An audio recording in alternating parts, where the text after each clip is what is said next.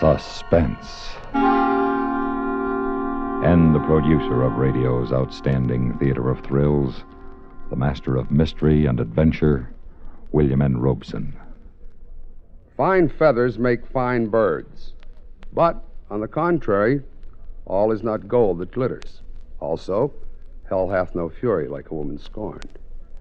To the wisdom of these eternal verities, add another. Crime does not pay.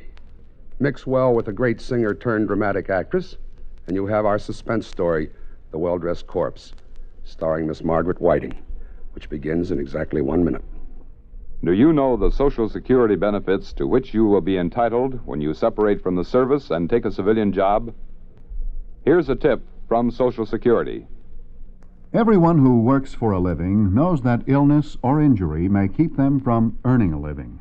Today, more than 9 out of 10 American workers are covered by Social Security, and each one should know that if he becomes severely disabled, he and his family may be eligible for monthly Social Security disability payments. More than 1 million people are now receiving benefits each month under this program. For more information about Social Security disability benefits, write to Social Security, Department 15, Hollywood 28, California, and ask for a free copy of Booklet 29 called If You Become Disabled. And now, The Well-Dressed Corpse, starring Miss Margaret Whiting. A tale well calculated to keep you in suspense. She's lying on the couch in my office. I thought I'd just let her alone until you showed up, Captain. That was considerate of you, Lieutenant. Here, in here. Are you sure that's her? I'm positive. Where was she picked up? In her bedroom? Hell's Kitchen and Alley. Somebody stole her dress, and one of the boys gave her his overcoat. Yeah. What's your name? My name is Ruth Franklin. How old are you? 33. Where do you live? On Park Avenue. You go to school in this city? Graduate School, Columbia University. I work for the Carrington Green Advertising Agency. My secretary's name is P.D. Wright. I'm the murderer you're looking for. Yeah. Okay. I guess you're Ruth Franklin, all right. I can hardly blame you for not recognizing me. Did you know that 6 weeks ago I was voted one of the 10 best-dressed women in America? I read something about it. I always knew that someday I would be. But when it actually happened, it was just as exciting as if it had been a total surprise. The invitation to the luncheon to meet the press came on Monday. I ran right out and bought the most elegant and expensive dress I could find. And when I swept into the luncheon, everyone was looking at me, including the other 9 well-dressed women. Percy Hamilton of Radcliffe Press, a little bald-headed man who moved and looked like a startled chipmunk, met me as I came in. Oh, Miss Franklin, I'm so happy to see you. Right this way, please. You're a little late, you know. Percy, baby, you've confused me perhaps with a debutante.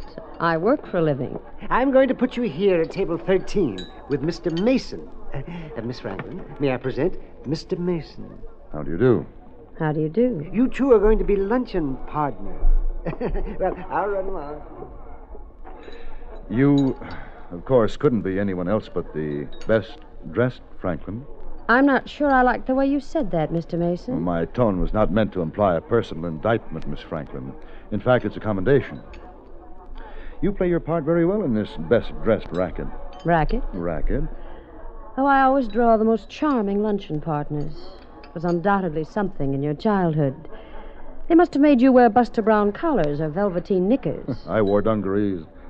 No, it's just that I have the best prima facie evidence anyone ever had that this best-dressed business is a travesty on good taste and artistic judgment. Before I move to another table, Mr. Mason, I might find it interesting to hear one sentence telling me why you feel this way. I'd be happy to oblige. You see, I was picked as one of the best-dressed men. Mr. Mason, I believe I'm beginning to value your opinion.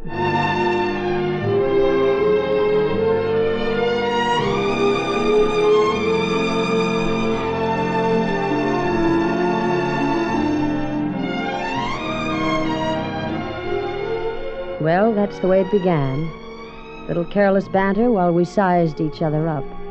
And something in our measurements had meaning because, despite speeches and cold chicken a la king and news photographers interfering with most of our conversation, we later found ourselves at the Stork Club discussing everything from Picasso to paperback novels.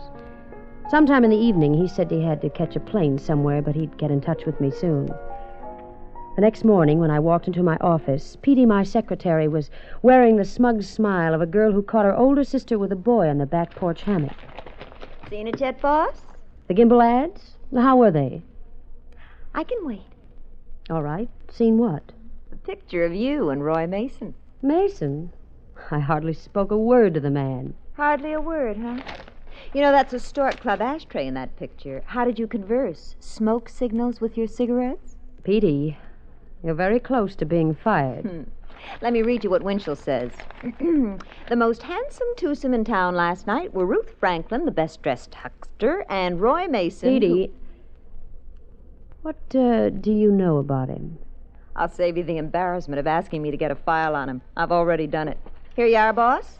The Life and Loves of Roy Mason, assembled by P.T. Wright, Girl Boswell. All right, tell it. He's a foreign correspondent, distinguished. He's written 2 books on world politics, The Long Road of Destruction and The Coming Asiatic Crisis. I've ordered both of them so you can talk his language. He's a Yale graduate, skull and bones, 38, unmarried. Just call me Quick. Thank you and goodbye. I'll just leave these things here so you can drool over them. Have fun. Petey. Yes, boss, ma'am? You've had your fun. Now, hands off. I'm going to marry him.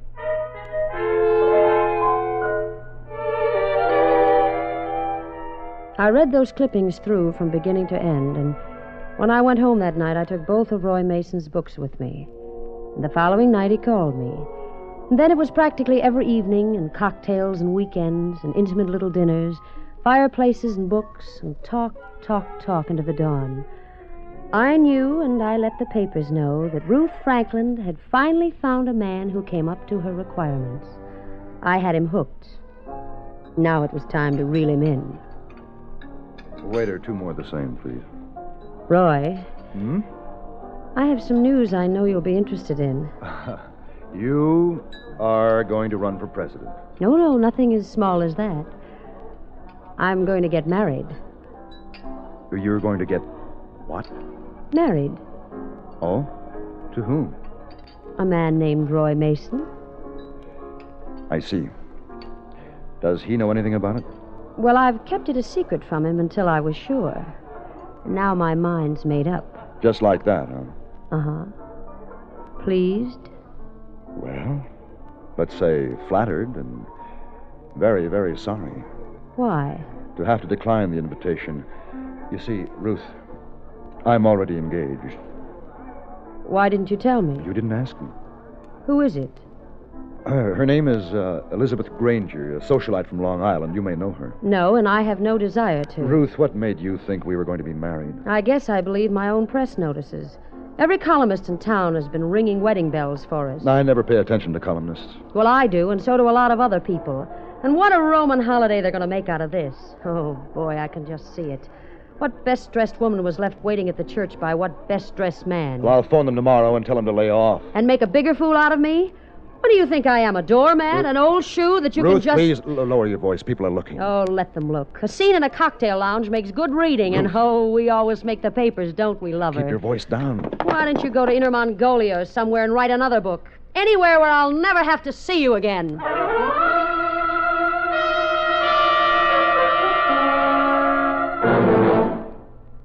The second act of Suspense continues in 1 minute. This is Johnny Baker with Communism on the Spot. In the Soviet Union, the Communist Party keeps the Red Army in check in various ways. It limits the authority of commanding officers by placing full-time party members in charge of political affairs. It also does its best to keep military men out of high party positions. In this way, a top commander can be dismissed if he grows too powerful. This was strikingly demonstrated in the case of Marshal Zhukov. 3 months after becoming a Presidium member in 1957, he was demoted and relieved of his Army command. To further ensure its control, the party also assigns to Army units members of the secret police, who report directly to their police superiors rather than their commanding officers. And now, we continue with Act Two of The Well-Dressed Corpse, starring Miss Margaret Whiting.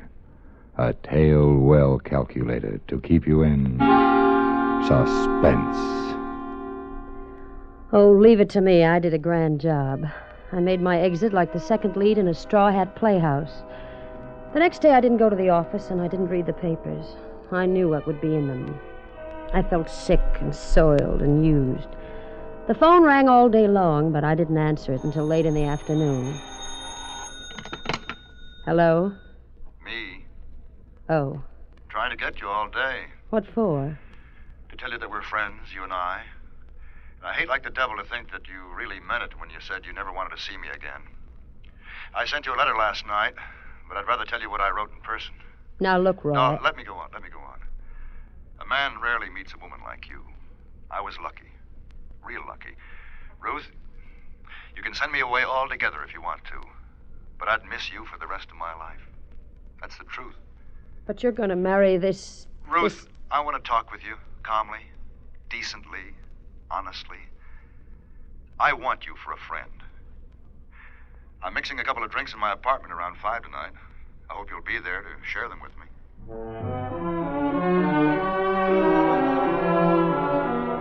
What a colossal ego this man had. And yet he was offering me the opportunity to settle the matter my way. I took it. Oh, you came. Thanks, Ruth. Let me take your coat? No, it's a little chilly. I think I'll keep it on. All right. Drink? A very dry martini and a little soft music. The record's on the turntable and the martini's already mixed. I knew you wouldn't pass up a Mason's special. You were rather certain your pretty speech on the phone would work, weren't you? I meant it. I'm glad you're here, Ruth. All of that highly lacquered veneer you show your public is all right for them. But for me, I'll take you the way I know you. Tell me more. Underneath $40,000 a year and behind that best-dressed wardrobe, you're quite a gal. Quite an ornament to wear on your sleeve. Oh. Until you're tired of it. Oh, you don't understand, Ruth. Don't touch me. Ruth! Yes, it's a gun, Roy. For heaven's sake, Ruth. Ah! Ruth, stop this. You've got it all wrong. Put down that gun. Ah! Ruth, get a doctor. We'll say it was an accident. Stay away from me. Phone a doctor. Oh, no. It wasn't supposed to be this way at all. Ruth! Ruth, I wrote you.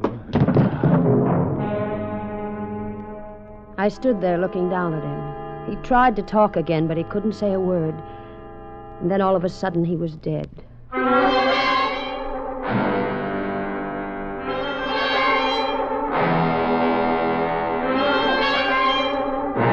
I hadn't planned what I was going to do after I killed him, so I just sat down and finished my martini and looked at him lying there on the floor, and then I was aware of someone pounding. Hello in there. Are you all right in there? What happened? Hello. Answer me, somebody. Oh, hello, miss. I live in the apartment next door, and I thought I heard gunshots in here. You did. What? Over there. Oh. Well, I better phone the police. Where's the phone? On the desk. Hello, operator. Give me the police. Yes, I said the police. Right away. There's been a shooting. I just walked out. No one tried to stop me. I got a taxi back to my own apartment, changed, threw some things into a bag, gathered up my jewelry and what money I had. I registered under another name at a small hotel on the west side. I knew I had to get out of the country, but before I left, there was someone I had to see. Elizabeth Granger, the woman he preferred to me. Act 3 of Suspense follows in 1 minute. This is Johnny Baker with Communism on the Spot. A few words now on the position of the family under communism. In Soviet society, the family has been reduced to a kind of machine for producing workers. Soviet leaders have deprived families of the right to educate their children and have minimized the influence of family life by drawing women into the labor force. The institution of the family is looked on as part of the machinery for producing what are designated as obedient, disciplined communists. To accomplish this, the role of the parents has been taken over by the schools, by youth organizations, and by the establishment of boarding schools. The final aim of the party is evidently the education of all children away from the family. And now, we continue with Act 3 of The Well-Dressed Corpse, starring Miss Margaret Whiting, a tale well calculated to keep you in suspense. The next night, there was a rosary for Roy at the Edgeflower Mortuary. I waited across the street. I wanted to see her walk in. I wanted to see how well she could take it. But Elizabeth Granger didn't appear at his rosary. The next morning, wearing dark glasses and a veil, I went to his funeral, but she didn't. Hello, Petey. Boss, don't you know the police are looking all over town for you? Petey, who is Elizabeth Granger? Where does she live? Oh, that. She isn't in the phone book. She wasn't at his funeral. There are no pictures of her in the papers. You know these things. Tell me, please. I can't help you. Nobody can help you now. You're a walking dead woman. Petey, listen to me. I don't want to listen to you. I'm afraid to. I don't want to end up like you someday. Well-fed, well-dressed, successful, but dead. I came here for your help, not your opinions. Everything you ever said in your life was a lie. I did your legwork, looked up things for you, verified them, checked them. And just to satisfy my curiosity, I checked about you, too. You didn't go to any graduate school at Columbia. You were born and brought up in Hell's Kitchen, and you went as far as PS 432. You hated everything you had and were, and you tried to wipe it out. Tell me what you know about Elizabeth Granger. I'll tell you this much. You're not going to have the pleasure of watching her suffer along with you. And I'll tell you how I know. Because Roy Mason wrote you a letter. I read it, because I never thought I'd see you again. Would you like to know what's in it? Yes. Makes you look 10 times as foolish as you do now. He said that there was no such person as Elizabeth Granger. You're lying. He just invented her. Just invented her to get away from you. You're lying. There has to be an Elizabeth Granger. Here's the letter. Look for yourself. It was true. Every word of it. There was no Elizabeth Granger. Roy just didn't want me, and he had to find some excuse. I walked to the door, wondering what to do. Where to go. One more thing, boss. 10 seconds after you're out of that door, I'm going to call the police. I ran out of the office, out of the building down Madison Avenue. I wanted to lose myself, but where? How? I walked and I walked and I walked, and I tried to understand. I tried to understand why I'd killed Roy. And everything that came into my mind revolted me. Oh, I needed a drink, a dozen drinks, 100 drinks. Are you sure you're in the right place, lady? Just give me a double bourbon. Scotch, a triple. I don't care. Well, okay, you're old enough. Hurry it up. Here's my money. Hey, Eddie, get a load of the doll. What would any dame dressed like that come in here for? Slummin'. What are you, stupid or something? They like to come over to Hell's Kitchen where men are men, looking for thrills. Yeah? Yeah. What do you think she came in here for? Thought it was 21 or something? Ah, talk. Yeah? I'll show you how to handle a doll like that. Buy you a drink, ma'am? No, get away from me. No, you don't really mean that. Tony, the drink's on me. Why don't we have it in the booth over there? We can talk, huh? Get away from me. Who do you think you are? All right, Eddie, no sale. Who does she think she is? She got no right in here unless she wants to be sociable. She's the bum, and you know it, Tony. Eddie, can't you see this is a lady? Now go for a walk. Lady? Ha! Since when we got ladies in here? You filthy... Hey, wait a minute. Cheap little bum, you... Hey, Eddie, you know who she is? Her picture was in the paper this morning. She killed somebody. It'd only be a matter of seconds until they called the police, so I ran. I saw a police car crossing the avenue, so I ran the other way. 2 blocks away, there was another police car at the intersection. I ducked into an alley and tripped and fell headlong into the dirty, foul snow.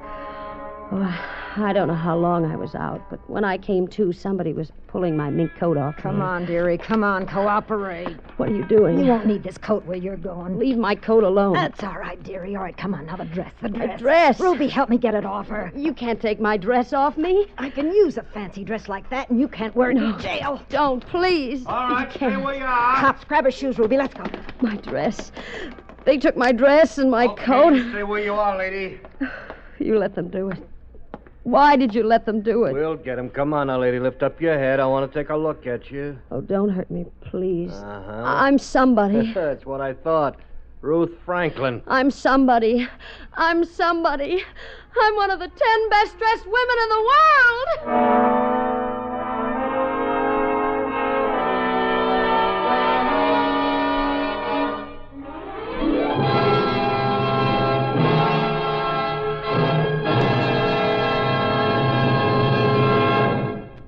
Suspense,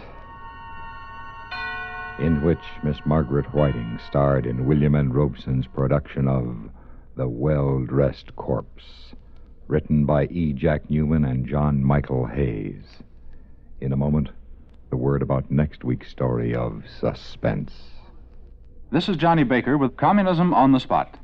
When you talk about the government in a democracy, you have in mind the elected representatives who rule in the people's name. This isn't the case in the Soviet Union. True, the Soviet government exercises formal authority, and the parliament supposedly represents the citizens. But in practice, the all-powerful Communist Party wields the actual power. It alone governs the Soviet people. For the Communist Party, in effect, is a state within a state, with permanent control over the so-called government. It governs dictatorially in the fullest sense of the word. As a result, you have in the USSR government by the party, for the party. Listen. Listen again next week when we return with one of radio's great classic plays, Sorry, Wrong Number, starring Miss Agnes Moorehead. A tale well calculated to keep you in suspense.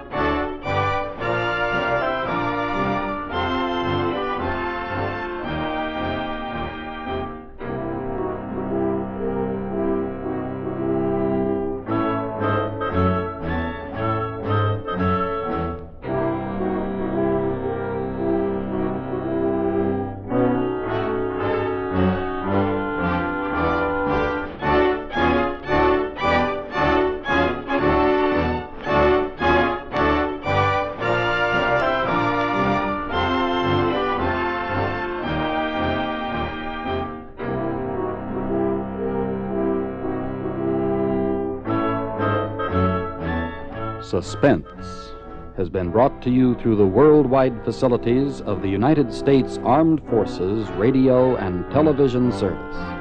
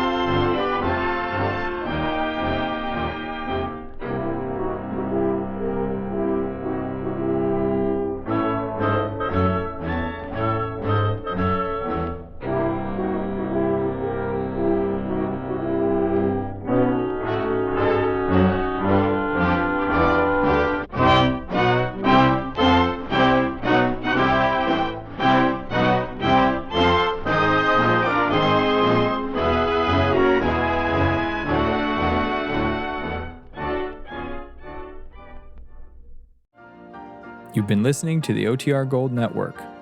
Find more classic radio at otrgold.com.